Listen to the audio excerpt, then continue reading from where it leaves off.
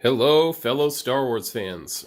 For today, I have something a little bit different. This is not a custom prop. This is the Sideshow Collectibles life-size Boba Fett bust that I just got in, maybe not even an hour ago. I pre-ordered this way back when it first came up. Like literally, as soon as it went up for pre-order, I had it because, as you can probably tell, I have a few Boba Fett things. So I'm just going to sort of tear apart a few things about this, and yeah, let's have at it. So first off, it came with these instructions. So you have kind of a graphic of Boba Fett on one side, then on the other you have the assembly instructions. It does say to do it with two people. I did it myself, so I guess it just depends on how brave you're feeling. It also came with this alternative bolt for the shoulder armor. It was in case you don't have the room to have the cape kind of splayed out like it is, because unlike the original bust piece from years ago, it's not a soft goods cape. It's actually a sculpted piece. So I'll show that to you right now. So as you can see, it goes up pretty far, though I like the drama that it adds, so I'll take it. So this is obviously a Return of the Jedi bust, which is actually one of the major selling points for me. Originally, I just assumed that it was going to be a repaint of their original bust until I started seeing more and more pictures of it, and I realized, oh, this is totally different. And I'll be honest, I'm glad it's totally different. This is the original bust here. Turn it on. And it's okay.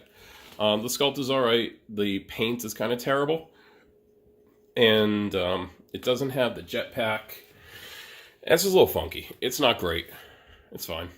So the new one, like I said, Return of the Jedi. So for anybody who is less familiar with that version or the differences, the helmet is painted totally differently.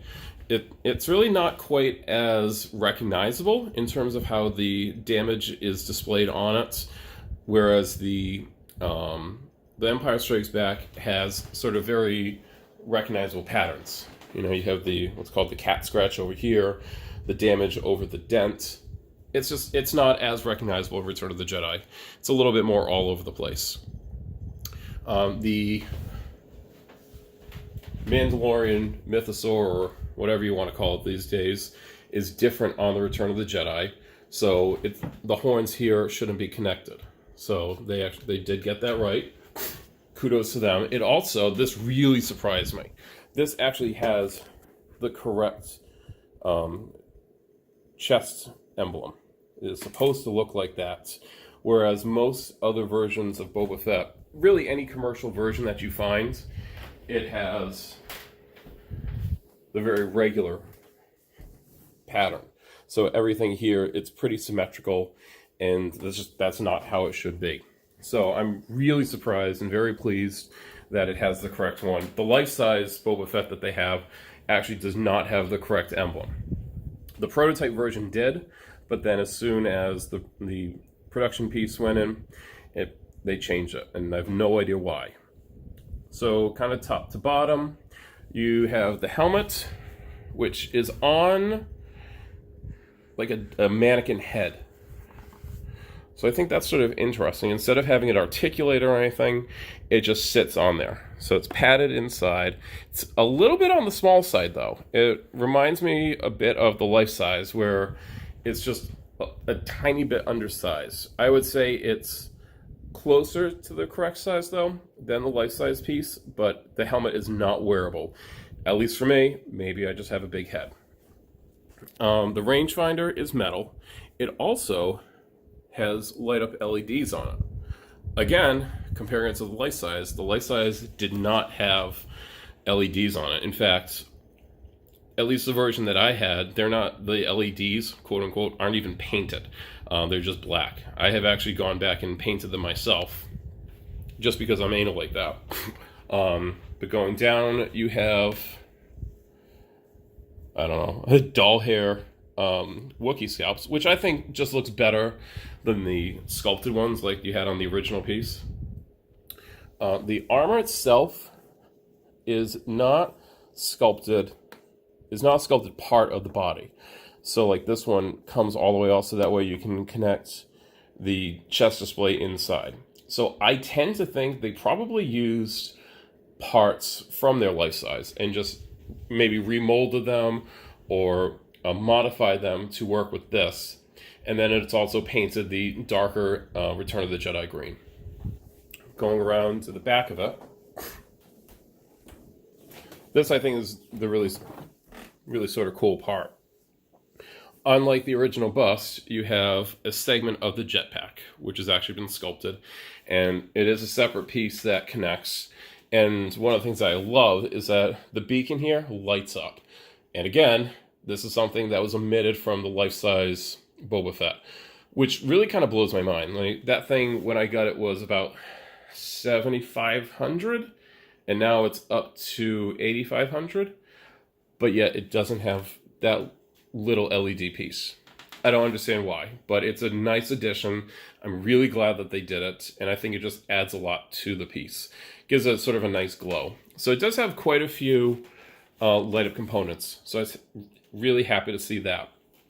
I think the overall sculpt is lovely, even though the flight suit underneath is sculpted. I think they did a really nice job giving it a cloth look, so it doesn't read as being resin or whatever it's made out of.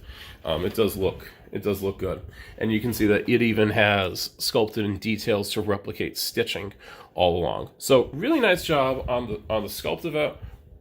The damage patterns that you see on the armor itself look great. That yellow really pops out, so I'm appreciative of that. I love how it looks against the darker green.